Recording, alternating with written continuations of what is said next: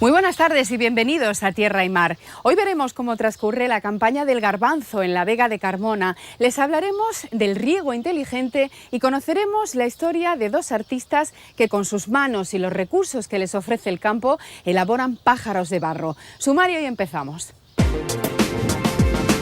No hay ninguna duda sobre la necesidad de gestionar el bien más preciado para nuestro futuro, el agua. Conocemos las últimas investigaciones sobre el riego inteligente. Para el año 2050 vamos a ser 3.000 millones de personas más. ¿Cómo le vamos a dar de comer a todas esas personas? Andalucía es la comunidad que más superficie dedica al cultivo del garbanzo. En Carmona comprobamos cómo va la recolección en esta campaña. Aquí generalmente se sembraba y se sigue sembrando el blanco lechoso, pero se está imponiendo mucho el tipo pedrocillardo. Dos artistas apasionados de la ornitología elaboran pájaros de barro para dar a conocer la avifauna que nos rodea. Está viendo una pieza, un ave en 3D y está viendo un ave con toda su taxonomía, ¿no? Todas sus pequeñas peculiaridades, las puedes observar de cerca en estas aves. La tecnología juega un papel muy importante en el futuro de la agricultura, futuro que pasa por el uso eficiente del bien más preciado, que es el agua. El riego inteligente puede ser una de las soluciones a medio plazo.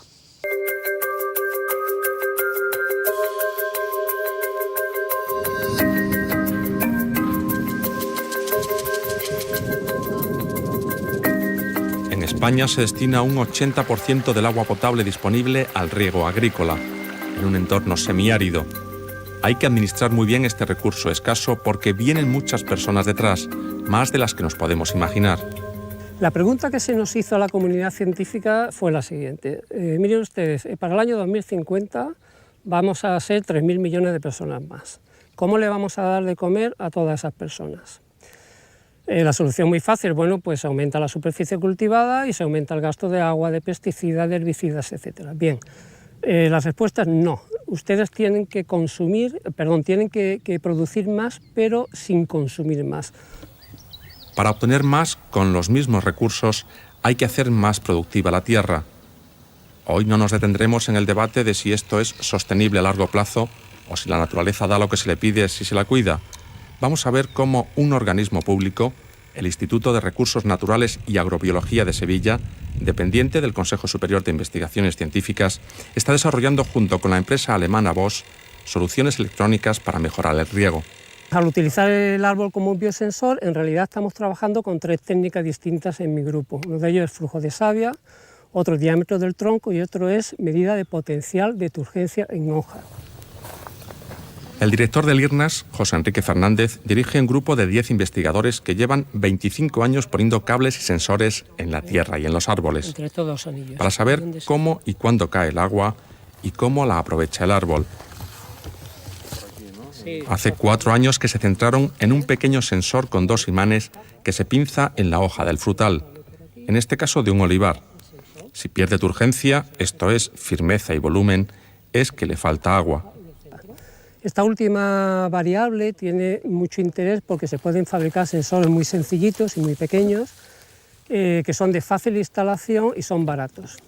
Precisamente por eso estamos trabajando en colaboración con una empresa, con Bosch, que lo que pretende Bosch es desarrollar estos sensores de forma masiva para que su precio sea asequible por los agricultores. El aparato consta de esta pequeña pieza de aquí que se puede separar en 2, está unida por unos imanes. La hoja se introduce entre estas 2 piezas y aquí lo que hay es un sensor de presión que mide el potencial de turgencia de la hoja.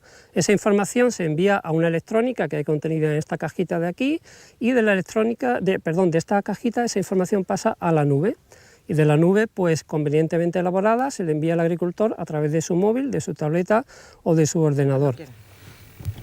Para que la señal que emite el sensor llegue al móvil o la tableta del agricultor, debe pasar antes por un router y una antena, y para ello debe haber cobertura de telecomunicaciones en la finca, algo que no siempre ocurre.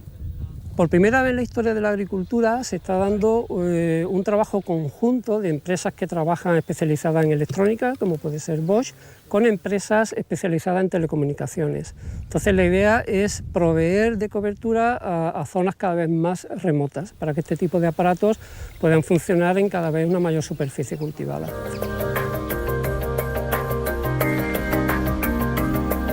¿Es fiable este sensor?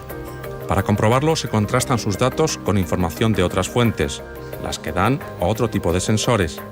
En la sede del IRNAS nos mostrarán ya elaborada la radiografía de la finca.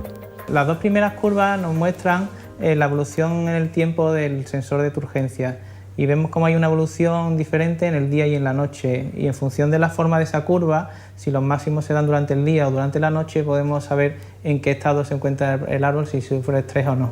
Pero es que además esas curvas las comparamos con las siguientes curvas, que son curvas que miden el estado fisiológico de la planta, por ejemplo el potencial hídrico de la hoja o la conductancia estomática, que nos permiten comprobar que lo que está dando el sensor es real, es lo que está ocurriendo en el árbol. Un equipo multidisciplinar consigue abarcar todo lo que el árbol necesita para rendir. Yo soy ingeniero industrial porque hace falta alguien que controle más la parte de electrónica y de programación. Tenemos biólogos que estudian a la escala fisiológica de la planta todos los fenómenos que se producen en ella. Tenemos ingenieros agrónomos, medioambientalistas. Estos prototipos son aplicables a cualquier cultivo de frutas en cualquier parte del mundo donde el agua sea escasa.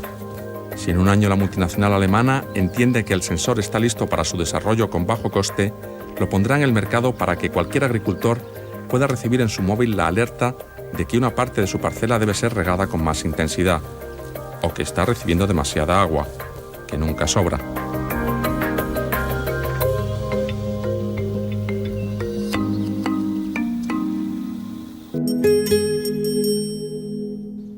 Hacemos una parada muy breve para contarles algunos asuntos de interés relacionados con el sector. La Consejería de Agricultura ha activado un teléfono de atención y consulta sobre la Xylella fastidiosa, la bacteria que ataca a cultivos leñosos como el olivar. De momento no se ha detectado ningún caso en nuestra comunidad y el mensaje que quiere transmitir es el de tranquilidad.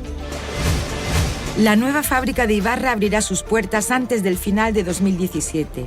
Así lo han asegurado sus directivos cuando se cumple un año del incendio que acabó con la factoría de Dos Hermanas, Sevilla. La superficie que se ha construido es de 36.000 metros cuadrados y está situada muy cerca de la anterior. La producción de cítricos en Andalucía ha superado los 2 millones de toneladas esta campaña, más de un 12% que la del año anterior. En el primer cuatrimestre la exportación creció un 34% pese al descenso de la media nacional. Sevilla es la provincia que más vende en el exterior. Tras varios meses de acusaciones sobre el presunto fraude en el jamón ibérico, será la Comisión Europea quien investigue qué hay detrás de este entramado, ya que ha admitido oficialmente la denuncia contra el Ministerio de Agricultura. Según los productores, el problema empezó con la norma de calidad que elaboró el Gobierno central, que da lugar a que se produzcan calificaciones muy ambiguas. A la Vega de Carmona viajamos ahora para ver cómo se recoge el garbanzo de este año. Está siendo una buena campaña en una zona que había abandonado este cultivo en parte, pero que ahora se está recuperando a buen ritmo.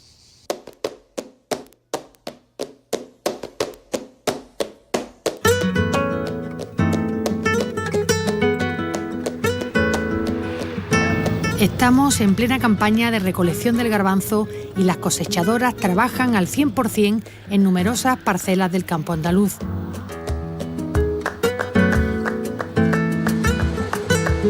Para conocer el valor y la importancia de este cultivo, visitamos la campiña de Carmona, una comarca productora por excelencia del garbanzo blanco tradicional. Son tierras de bujeo, que con las condiciones meteorológicas idóneas proporcionan un buen rendimiento en los cultivos de secano, entre ellos esta leguminosa grano. La mayoría de los agricultores, como Rafael Alcaide, han apostado por la siembra de dos variedades, el garbanzo cabuli, tipo mexicano, y el vulcano pedrosillano. Generalmente aquí se sembraba el garbanzo blanco lechoso, pero ese garbanzo ha tenido problemas y es más difícil de sacarlo adelante. Entonces esta semilla, concretamente el Sinaloa, es de lo que más se parece a lo que era antes el blanco lechoso. Es un garbanzo de una calidad fantástica, es un poquito más resistente a las enfermedades, a la rabia concretamente, y bueno, yo he apostado por él. El pedrosillano, que cada vez se siembra más en la zona, es una variedad de grano más pequeño, de piel fina y excelente costura y sabor. Se está imponiendo mucho el tipo pedrocillano, ¿eh? Entre otras cosas, el tipo pedrocillano es un garbanzo que es tolerante a la rabia, aunque este año ha habido problemas de rabia, casos extremos. Normalmente los pedrocillanos no tienen rabia, son tolerantes y tienen menos costo de producción también. Dan menos producción, pero también tienen menos costo de producción. Por lo tanto, hay quien arriesga más y quien arriesga menos. Esta legumbre es un cultivo de riesgo muy delicado. En los últimos años, los bajos precios, la incidencia de enfermedades y plagas y el aumento de la importación casi consiguen que desaparezca de la campaña agrícola. El garbanzo se sembraba siempre, sobre todo los pequeños agricultores lo sembraban para autoconsumo y también para ayudarse en las familias, ¿no? Desafortunadamente, pues ha habido unos años donde no era rentable, las importaciones que se hacían de otros lugares, como por ejemplo México, venían a unos precios muy competitivos, por lo cual el garbanzo se debió sembrar. No solamente perdimos las cosechas, sino que también hemos ido perdiendo las variedades autóctonas que se sembraban. Entonces, las que se están recuperando ahora son variedades básicamente que vienen de México, que son unas variedades que tienen muchísima calidad, pero que también es verdad que tienen mejores rendimientos que las variedades que teníamos nosotros aquí hace en torno a 40 años. La rabia causada por un hongo aéreo y el fusarium provocada por otro hongo, aunque de suelo, son las principales enfermedades del garbanzo. El garbanzo en concreto tiene dos enfermedades que son muy difíciles de controlar. La primera es el fusario. El fusario es un hongo que si le entra a la planta se la fastidia totalmente, no hay forma de recuperarla. La rabia es otro tipo de hongo, pero se está controlando en los últimos años gracias a los fungicidas y a los productos fitosanitarios. En el tema de las plagas, el eriotis tiene también sus problemas. Si lo coges antes de que se meta en la vaina o en el cascabullo, lo puedes controlar. Si se mete dentro del cascabullo ya no tiene solución porque los productos son sistemáticos y entonces no les cae encima. Tras la recolección, el garbanzo es recepcionado en las instalaciones de la Cooperativa Agrícola Carmonense. Aquí es pesado en la báscula antes de pasar por la tolva para limpiarlo de impurezas y tierra y almacenarlo en sus naves. Aunque es pronto para hablar de cifras, se prevé una buena campaña con una producción media de 2.000 kilos por hectárea en el garbanzo tradicional y 2.500 kilos para el pedrosillano. Es un cultivo que ya lo dice el refrán, el agua al nacer y al cocer. Por lo tanto, es un cultivo que el invierno se ha presentado bien de lluvia, la tierra ha tenido bastante humedad y se ha desarrollado bien hasta estos días que se están cosechando. Precisamente la ausencia de lluvia y de humedad han hecho también que sea muy cortito en cuanto a plagas. El enemigo número uno que tiene el garbanzo son los días de humedad, sumado esto la temperatura, con lo cual pues le sale una enfermedad, la rabia, entonces hay que ir tratando. Este aumento de la producción se ha beneficiado de un mercado en alza debido fundamentalmente a la rotación de los cultivos impuesta por la Unión Europea para recibir las ayudas vía greening, también conocidas como pago verde. Una de las ventajas que tiene el garbanzo desde el punto de vista agrario es un cultivo que fija nitrógeno al suelo, por lo tanto están asociadas a las ayudas de greening que plantean desde la Unión Europea, pero además tiene también una ayuda, por ser leguminosa, una ayuda que está en torno a los 40 euros por hectárea, que de alguna manera pues el agricultor la acoge bien porque le sirve para amortiguar un poco los gastos que tiene. Por segundo año consecutivo, los precios del garbanzo están subiendo y los agricultores se muestran bastante ilusionados. Los precios, el blanco lechoso está haciendo algo en torno a la 1,25, 1,35, se ha iniciado, y el pedrocillano o tipo vulcano, ahí hay dos opciones, lo puede hacer o bien por contrato o bien por libre. Los que se han hecho por contrato están en torno a las 80 pesetas, a los 50, 51 céntimos, y los que se están haciendo por libre, se empezó a hacer partidas a 80, 85 pesetas, a 50 y tantos céntimos, y ahora se están haciendo algunas partidas en torno a los 60 céntimos. Esperemos que vaya para arriba. Según datos de la Consejería de Agricultura, Andalucía es la comunidad autónoma que más superficie dedica al cultivo de garbanzo, con cerca de 20.000 hectáreas cultivadas y más de 27.000 toneladas de producción. Sevilla, Málaga y Córdoba concentran su cultivo con la irrupción de Cádiz en los últimos años. Además, somos importadores netos de esta legumbre. Consumimos más que producimos. La exportación es anecdótica.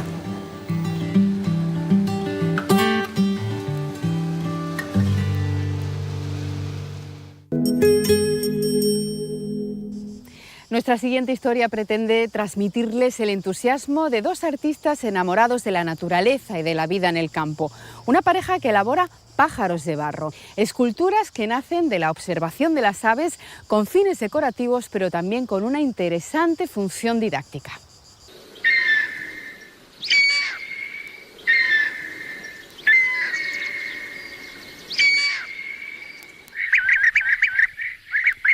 Han surgido de la tierra, el agua, el aire y el fuego, los 4 elementos unidos en estas réplicas de aves que habitan la península.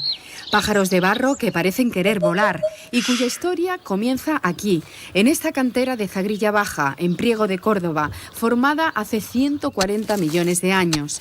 De aquí obtiene Toni, escultor y naturalista, la materia prima para hacer sus pájaros, el mismo lugar donde su abuelo puso en marcha un tejar. O lo que hacía mi familia eran tejas de barro, ladrillos, losas, para las casas y los antiguos cortijos que había por aquí en los alrededores. Y daba trabajo también a la gente de la zona. Directamente cojo el barro de la misma veta, cojo en pequeñas cantidades para poder ver mejor las impurezas o las 4 ramitas o piedrecitas que puedan hacer reventar las piezas luego en el horno. Y después de machacarlo bien y dejarlo bien preparado y de prepararlo, pues viene el amasado. Se le añade un poquito de agua, se amasa hasta que coja la textura adecuada para poder modelar el pájaro. Esta aventura artística es cosa de dos, de Toni y de Pilar. Él ha sabido contagiarle su pasión por las aves y ella su fuerte convicción de que nada es imposible. Como así fue, con ladrillos, adobe y paja hicieron este horno que alcanza los 1000 grados de temperatura para cocer sus piezas de barro. A la hora de cocer las piezas, pues hicimos muchas pruebas, desde el desconocimiento. Entonces vimos que no funcionaba. Llevamos las piezas a un horno específico eléctrico en Lucena. Eso no nos venía bien tampoco, porque era carísimo. Total, que decidimos intentar construir un horno propio. Entonces fuimos a un pueblo, Almedinilla, que está justo aquí al lado, y allí nos informamos bien. Allí encontramos en un poblado íbero que están reconstruyendo, nos encontramos que estaban haciendo un horno íbero. Justo lo que nosotros necesitábamos. A las 7 de la mañana estamos encendiendo el horno y estamos metiéndole leña a tope hasta cerca de la 1 de la mañana, las 2 de la mañana. Eso lleva 14 horas, 15 horas de ir metiéndole leña progresivamente. No podemos abrir el horno porque si no las piezas reventarían si están calientes con la temperatura exterior. Entonces nosotros esperamos 48 horas para que el horno se enfríe. Entonces ya extraemos las piezas sin ningún problema y normalmente salimos exitosos. Buena parte del proceso de elaboración se desarrolla en este taller lleno de encanto, donde Toni nos enseña su maestría modelando. En este caso, un alzacola, ave propia del sur peninsular. Se ayuda de libros para ser lo más fiel posible a la realidad, pero sobre todo se basa en sus observaciones en pleno campo. Una pasión por la ornitología que surgió de forma natural. Tuve la suerte de criarme en el campo y me llamaba mucho la atención. Tenía mis vecinos pues eran cazadores y los cogían, los pillaban con escopetillas, los pillaban con trampas y yo pues cuando los veía, yo me iba con ellos. A mí no me gustaba me llamaba más la atención el pájaro en sí. Y cuando lo veía muerto, pues yo decía, esto como tiene que estar bonito en el campo, el poder disfrutarlo. Y así pues fui conociendo un poquito más la ave y tiempo después me enteré que existía la ornitología.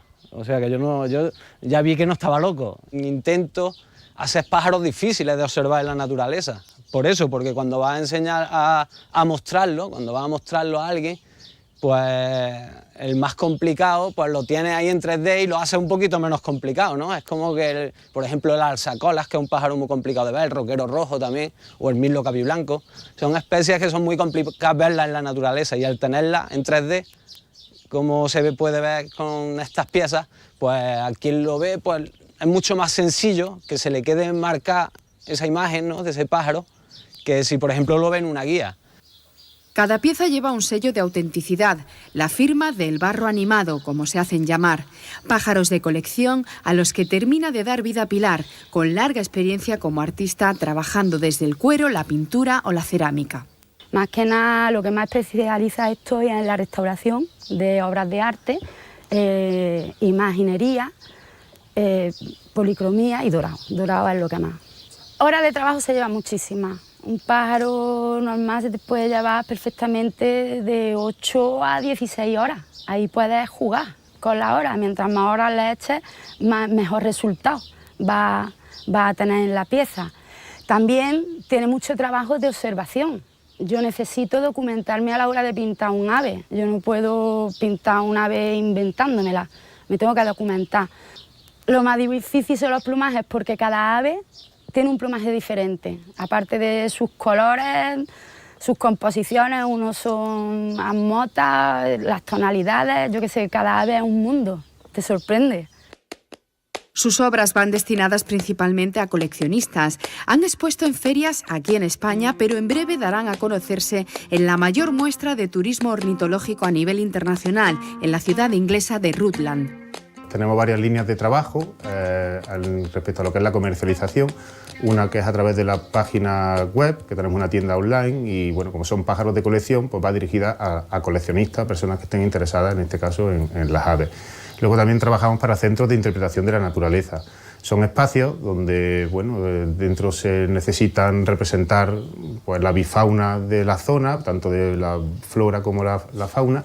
Nosotros lo que le ofrecemos pues, son nuestras aves, incluso podemos hacer cualquier escenografía que necesiten, en este caso, los centros de interpretación. Y luego también pues, hacemos talleres de barro y pintura y exposiciones. Es la parte comercial de un proyecto que sueñan con que se convierta en su medio de vida, formando un tándem perfecto basado en el amor que comparten por la naturaleza y en la admiración mutua.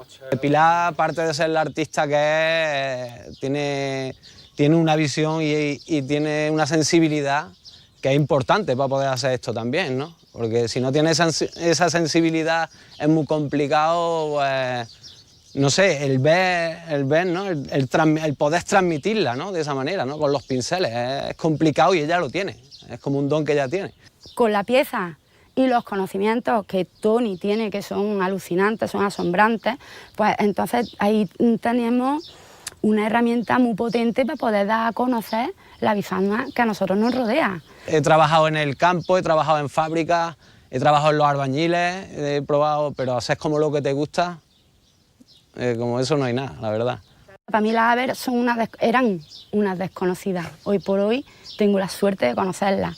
Y yo eso quiero que la gente también, llegar a la gente de algún modo, que ellos también tengan esa experiencia, tanto los niños como mayores, adultos, que no conozcan este mundo, la gente de la ciudad, gente que tan apartada está del medio rural y tan bonito que es, ¿sabes? Tanto que nos alegra la vida.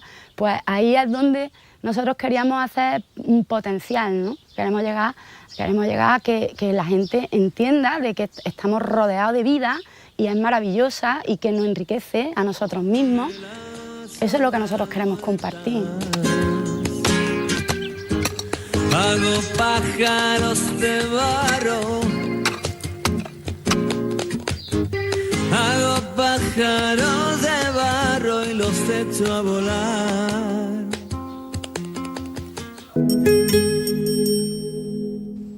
Pues con esa invitación a disfrutar de la naturaleza les vamos a dejar. Ha sido, como siempre, un placer estar con ustedes. Volvemos el próximo domingo con más historias. Buena semana y sean felices.